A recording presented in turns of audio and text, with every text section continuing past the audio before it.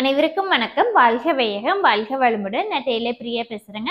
வெளியில கிளாஸுக்கு போகாம வீட்லேருந்து யூடியூப் மூலமா ஈஸியா டெய்லரிங் கத்துக்கணும்னு நினைக்கிறவங்க டெய்லர் பிரியா சேனலை சப்ஸ்கிரைப் பண்ணிக்கோங்க. டெய்லரிங் கத்துக்கணும்னு நினைக்கிறவங்க மேக்சிமம் கேட்குற கேள்வி என்ன அப்படின்னு கேட்டிங்கன்னா, டெய்லரிங் மிஷின்ல எந்த டைப் ஆஃப் மிஷின் வாங்கினா ஈஸியா இருக்கும் டெய்லரிங் கத்துக்கிறதுக்கு, எது யூஸ்ஃபுல்லா இருக்கும் அப்படின்னு கேட்கறது தான் மெயினான கேள்வியா இருக்குதுங்க. அதுக்குண்டான ஆன்சர் தான் இன்னைக்கு பார்க்க போறோம். டெய்லரிங் மிஷின்ல நிறைய டைப் ஆஃப் டெய்லரிங் மிஷின்ஸ் இருக்குங்க. இதுல ரொம்ப இம்பார்ட்டன்ட் ஆனது 3 டைப் ஆஃப் டெய்லரிங் மிஷின்ஸுங்க. அது என்னன்னு பார்க்கலாம்.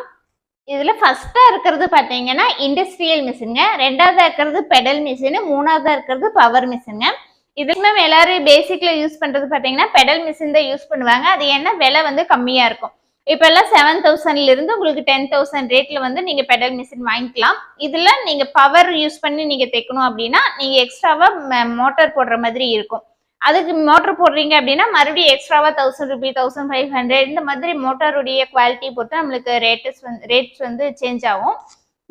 இந்த பெடல் மிஷின் அதுக்கப்புறமா நம்ம அமௌண்ட் ஸ்பெண்ட் பண்ணி வாங்கலாம் அப்படின்னா பவர் மிஷின் வாங்கலாம். பவர் மிஷின்ங்கிறது அப்படிங்கிறது எலக்ட்ரிக் மிஷின்னு சொல்லுவாங்க.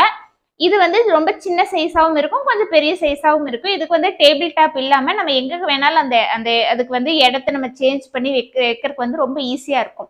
யூஸ் பண்றதுக்கு ரொம்ப ஈஸியான மெத்தட்ல இருக்கும். ரொம்ப கம்மியான அமௌண்ட்ல நம்மளுக்கு கொஞ்சம் ஸ்பேஸ் சேவிங்கா யூஸ் பண்ணணும் அப்படின்னு நினைக்கிறவங்களுக்கு இந்த பவர் மிஷின், அதாவது எலக்ட்ரிக் மிஷின் வந்து யூஸ் பண்ணிக்கலாம்.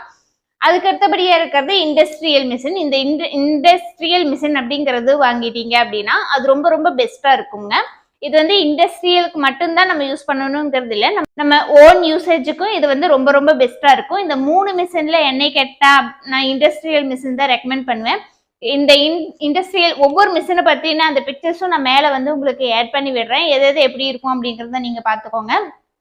இதுல இண்டஸ்ட்ரியல் மிஷின் அப்படிங்கிறது இந்த jack F4, F5, Usha machine இல்லைங்களா, இந்த மாதிரி நிறைய கம்பெனிஸ்ல இருக்கு. அதில் நம்ம எது வேணாலும் வாங்கிக்கலாம். இண்டஸ்ட்ரியல் மிஷினை பொறுத்த வரைக்கும் நம்ம எந்த கம்பெனி வேணாலும் வாங்கிக்கலாம். எல்லாமே நம்மளுக்கு நல்லா தான் ஒர்க் ஆகும், நல்லா இருக்கும். ஏன்னா இப்போ நீங்க பெடல் மிஷின் வாங்குறீங்க அப்படின்னா அது வந்து கொஞ்சம் நம்ம பேசிக்ல எல்லாரும் நிறைய பேர் அதுதான் வாங்குவாங்க. ஆனா அது வாங்குறீங்க அப்படின்னா நீங்க டெய்லரிங் கத்துக்க தெரிஞ்சுக்கிறீங்களோ இல்லையோ டெய்லரிங் மிஷினை ரிப்பேர் பண்றதுக்கு தெரிஞ்சிருக்கணும். அது வந்து ரொம்ப குறைச்சலான வேலை. இப்போ நீங்க டெய்லரிங் கத்துக்கிறதுக்கே உங்களுக்கு ஸ்டார்டிங் லெவல்ல கொஞ்சம் நிறைய நீங்க எஃபெக்ட் போடுற மாதிரி இருக்கும். ஆனா டெய்லரிங் மிஷின் ரிப்பேர் பண்ணிட்டே இருந்தீங்க அப்படின்னா அது நீங்க டெய்லரிங் கத்துக்கிறதுக்கு உண்டான அந்த ஸ்பீடை வந்து அது கம்மி பண்ற மாதிரி இருக்கும். உங்களுக்கு அந்த ஆர்வத்தை கம்மி பண்ணி விட்டுற மாதிரி இருக்கும். நீங்க தைக்க நூல் வந்து கட் ஆகும், நூல் லூப்பு விழுகும், மேல் சைட்ல லூப்பு விழுகும், அப்படின்னா கீழ் சைட்ல லூப்பு விழுகும். என்ன ப்ராப்ளம் அப்படிங்கிறதையே நீங்க கண்டுபிடிக்கிறக்கே உங்களுக்கு கொஞ்சம் தலைவலியா இருக்கிற மாதிரி இருக்கும். அதனால நீங்க பெடல் மிஷின் யூஸ் பண்றதை விட என்ன கேட்டா இண்டஸ்ட்ரியல் மிஷின் யூஸ் பண்ணுங்க. ஏன்னா நீங்க பெடல் மிஷினுக்கு நீங்க காலில் அமுக்கிற மாதிரி இருக்கும். அது மட்டும் இல்லை, நீங்க இல்லை நம்ம மோட்டர் மாட்டிக்கலாமே அப்படின்னு நீங்க நினைச்சாலும் அந்த மோட்டருடைய ஸ்பீடை வந்து உங்களால கம்மி பண்ண முடியாது.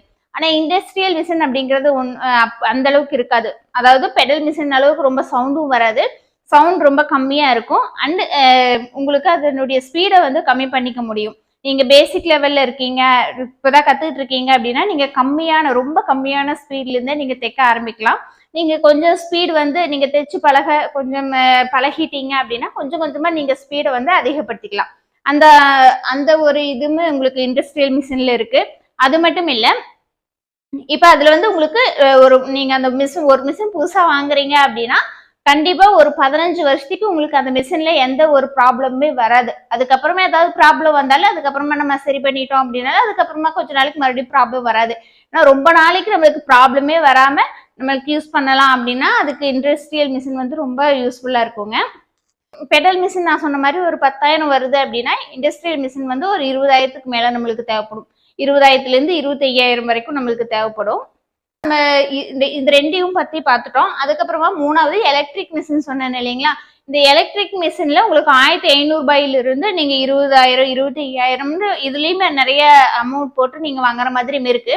ஆனா இதுல என்ன குறை இருக்கு அப்படின்னு பாத்தீங்கன்னா, இது வந்து நீங்க எலக்ட்ரிக்ல அதாவது யூஸ் பண்றீங்க அப்படிங்கறனால சார்ஜ் போட்டு இந்த மாதிரி நீங்க யூஸ் பண்றீங்க அப்படிங்கறதுனால நீங்க ரொம்ப நேரம் தைக்கிறீங்க அப்படின்னா மிஷின் வந்து ஓவர் ஹீட் ஆகுது அப்படின்னு சொன்னாங்க. நான் வந்து இந்த மிஷின் யூஸ் பண்ணது இல்லை. ஆனா யூஸ் பண்ணவங்களை கேட்கும் பொழுது இந்த ஒரு குறை வந்து அவங்க சொன்னாங்க. அதனால 3ல எது பெஸ்ட் அப்படின்னு கேட்டீங்கன்னா இண்டஸ்ட்ரியல் மிஷின் வந்து ரொம்ப பெஸ்ட்டுங்க. நான் யூஸ் பண்றது ஜாக் F4 தான் யூஸ் பண்ணிட்டு இருக்கேன். இப்போ ஜாக் F4 வந்து வரதில்லை, ஜாக் F5 தான் வருது. ஜாக் F4க்கும் ஜாக் F5க்கும் ஒரு சின்ன சின்ன மாற்றங்கள் செஞ்சு கொண்டு வந்திருக்காங்க, அவ்வளோதான் டிஃப்ரெண்ட்டு. நீங்க நான் ஜாக் F4 வாங்கி நான் ஒரு 7-8 வருஷம் ஆகுதுங்க.